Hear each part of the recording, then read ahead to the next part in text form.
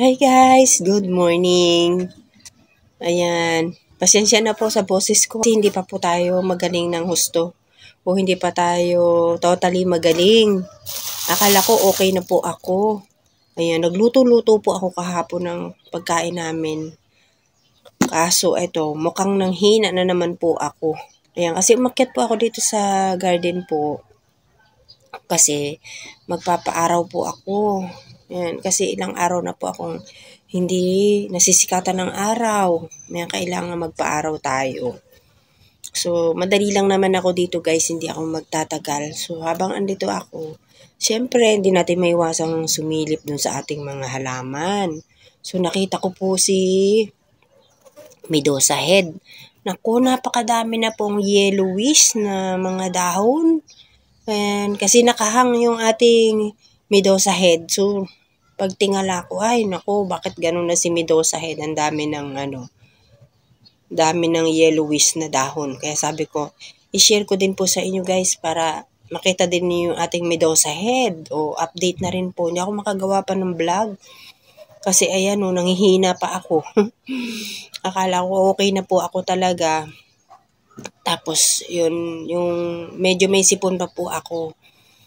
Ayan, ang tagal ko pa naman pong magkasakit kaya ayoko sanang nagkakasakit ako. Kaso, wala, ayun pa rin, dumapo pa rin yung sakit. Kailangan magpaaraw pero hindi ako magtatagal dito guys kasi sobrang init.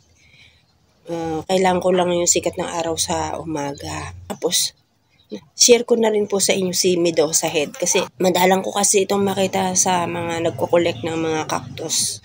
Kaya gusto ko siya mapatubo o mapalaki at magkaroon ng flower under my care. Yan, gusto ko talaga siyang makita. Tapos ayun, ang dami niyang yellow leaves na nakita ko ngayon. Ito, tingnan niyo po, daming nag-yellow, sayang yung mga dahon niya, sa ilalim, napakadami. Ayan, sangkater ba? Pero lumaki na po yung ito, lumaki na yung tumubo dito. Madami na akong tinanggal na ganyan Ba't ang dami-daming ganito dito sa lupa na ito? Ayan, nilipat ko na yung iba. Ayan, dami po. Tsaka ito tumaas na. Dati po, makita nyo yan noon. Nung ating ibinla, ganito lang siya kababa. Pero, ayan, may mataas na. Marami na rin po akong natanggal dyan. Ayan, ang dami ng yellow, Aalisin ko na lang itong mga yellow na ito. Sayang, ang kapal pa naman sana. Ayan po, ang dami. Sayang po, Yung pinopropa ko pa naman ito, may isa pa akong pinopropa. So, nagsusubok pa tayo magpropa nito kung paano. Yan. I-share ko din po sa inyo kapag nabuhay yung propa natin. Kasi dalawang klase yung ginawa kong pagpropa nito. Para titingnan natin kung alin po doon yung mas mabubuhay sa kanya. Ito, dami, sayang. Ganda-ganda pa naman po nito tingnan ni Medusa kapag malago na. Pero ang laki na po niya, Pansin yun, taas na niya. At pag humaba pa yan, bababa na yan dito sa sa kanyang pat. Taas na niyang tangkad. Nakakatawa din po ito si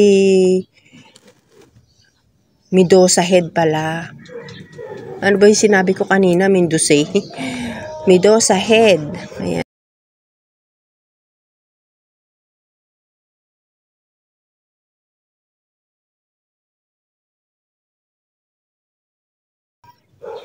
Ayan, dami po. Sayang. Ito pa, Yung mga, niya natutuyo, yung mga nakatirik niyang dahon na maliliit. Cute-cute pa naman ito ni Medusa Head. Ayan, may tren na naman ang aga.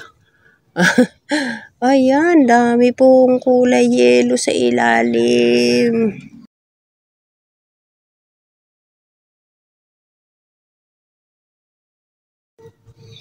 Ngayon lang po ito nagkaroon ng madaming yellow. Minsan, nagkakaroon to pa isa-isa lang po. Ngayon, ang dami na. Naku, sayang talaga. Tapos ito pa, natuyo pa yung yung alocasia yata. Itong tumubo na to, ang dami.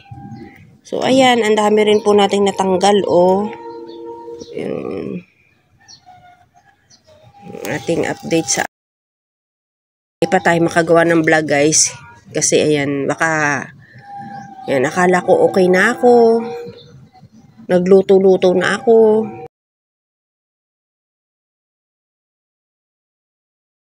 Ay, walang ibang gagawa. Kaya, ay, nagluto ako kahapon. Ngayon, parang nanghina na naman ako. Ayan. Pag gumaling na po ako, alisin ko na ito. Lumalaki na siya eh. Yung dati pong nandito, pakita ko sa inyo yung binunot ko ng malaki na maliit lang siya dati nung tinanggal ko ganyan. Dito natanaw ko ngayon, ang laki na po.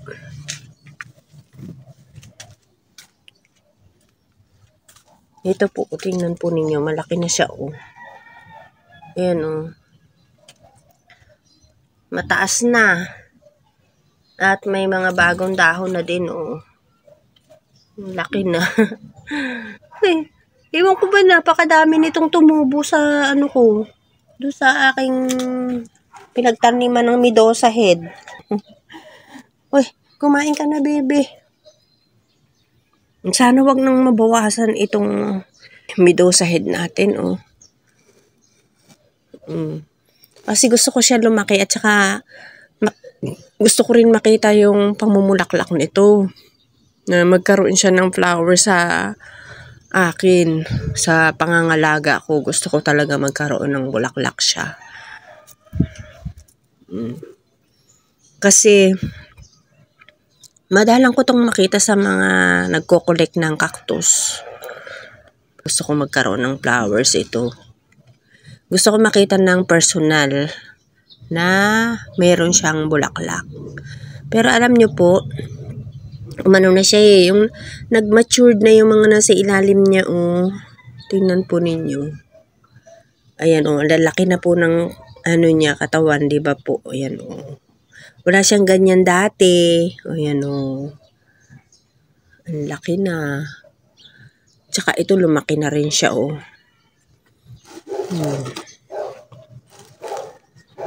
Tumataas na siya. Kasi nakita ko po ito sa sinearch ko. Ang haba niya, bumababa siya dyan. Yun nga lang, maliliit po talaga siya. Ganyan lang siguro yung katawan nito na maliliit. O baka lumaki katulad nung nandun sa ilalim. Tapos hahaba siya ng haba. Kaya maganda. Haba siya ng haba. Maganda yung nasa hangin talaga siya. Ayan, hindi pa tayo pwedeng magtanim-tanim o kaya gumawa-gawa dito kasi nahihilo pa po ako. Hindi pa kaya ng aking powers. Ayan, siguro na-over ako kahapon kasi medyo madami-dami akong niluto. Iinitin ko na lang po kasi si sweetie ko nagkasabay pa kami. Nagkaroon din siya ng sakit kaya walang ibang gagawa. Kaya kailangan kong magluto. Akala ko nga po okay na ako kasi nagpahilot na po ako. Medyo lumakas na ako. Ayun, nanghina na naman po ako ngayon. Ayan, kaya eto, hindi na naman matutuloy yung mga dapat kong gawin.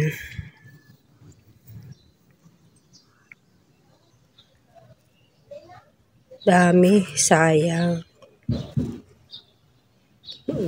Diba, pinutol ko rin po.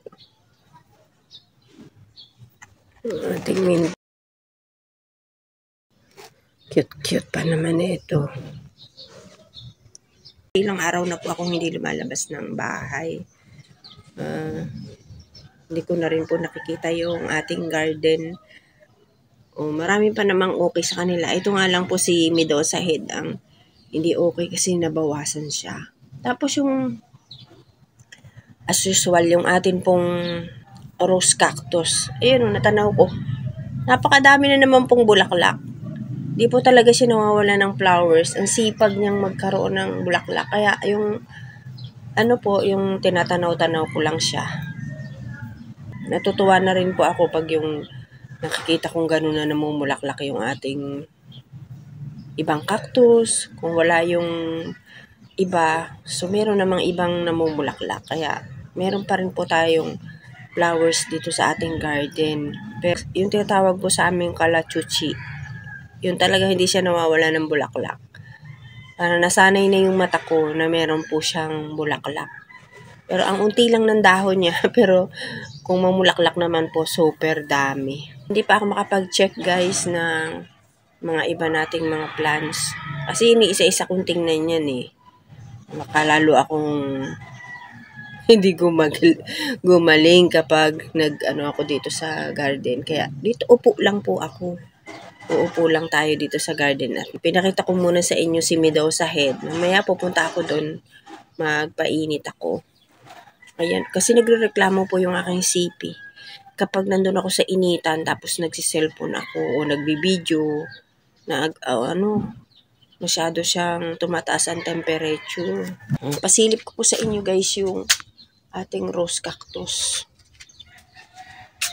Ay nako. Ano na po nabali na siya kasi tumaas na naman. Naputol na siya guys. Kita nyo, natuyo na yung dulo kasi naputol na. Ayan. Dami niyang bulaklak. Hindi nawawala ng flowers yan guys. Ewan ko lang kung makita niyo dyan sa video. Pero may mga bulaklak na naman po siya. Pansamantala yung aking mga moon cactus. Dahil di ko po naasikaso pa. Dahil kasakit tayo. Itinusok ko lang po muna sa isang mahabang pot. Ayun Ganyan lang po muna yung ginawa ko. Saka ko na po siya pag-iwahiwalayin kapag okay na ako. Ayan Yan po So, ginanyan ko muna yan guys dyan Ayan Nagreklamo na naman yung aking CP. Ayan araw na po. Ito namang ating rose. Kahit pa paano po yung binigay sa akin. Lagi din pong meron to. Ayan Ayan Di ba po meron dalawa. Ayan. At saka pumapal na siya. Dati isang sanga lang yung binigay sa akin na maikling-maikli.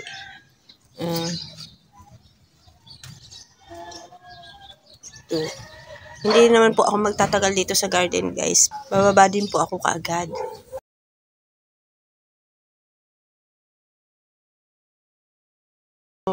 End na po natin itong CP natin kasi nagrereklamo na po. Mainit na daw po siya.